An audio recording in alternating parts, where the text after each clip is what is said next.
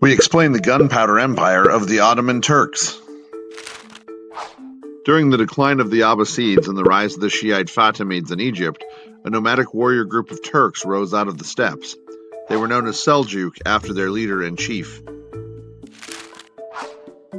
Throughout the Middle Ages, they would serve a variety of roles. They were soldiers for Mahmud of Ghazni, they were a buffer for Europe from the Mongols, they were a buffer in Middle Eastern Asia to keep crusaders out of Asia, and they were also a Sunni spoiler for Shiite conquests. It was their attack on the Christian pilgrimage routes into Jerusalem and control over the holy sites that led the Orthodox Church in Constantinople to call on the Latin Church to launch the Crusades. The Seljuks chipped off their first chunk of Byzantium at the Battle of Manzikert in 1071. Byzantine generals would then use the Turks to attack their rivals, allowing the Turks to move closer to Constantinople. The Turks ruled from a conquered Baghdad, allowing the Abbasid Caliph to serve under the Seljuk Sultan. They would eventually rule a Sunni caliphate that ran from Egypt to Persia to Mesopotamia.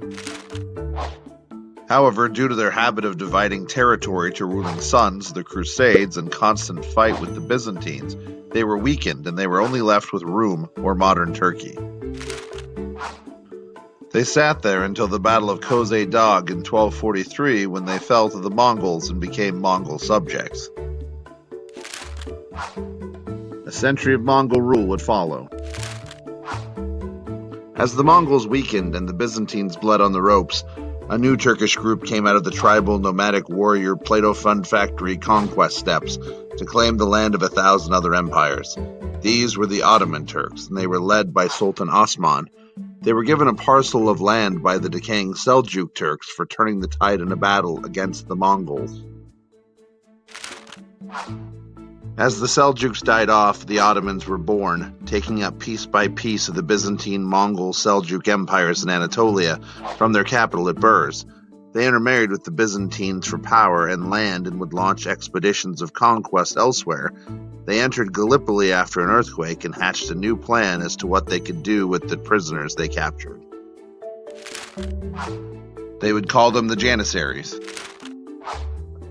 Instead of the traditional Islamic tax on Christians in the region of conquest, they would take a number of the Christian boys, convert them, educate them, and train them as the elite fighters of the empire.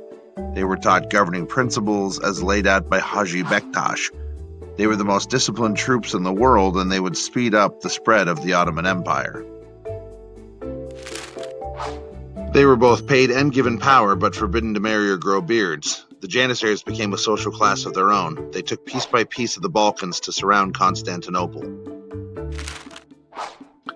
In the Balkans, they attacked with ruthless efficiency against Hungary, Bulgaria, Greece, and Bosnia. At the Battle of Kosovo, Sultan Murad ended up falling, and his son Bayezid took the throne. This encouraged the Pope to call for crusade to liberate Eastern Europe. Bayezid did not hold back with his tactics, and the sources talk about thousands of beheaded bodies and rivers of blood.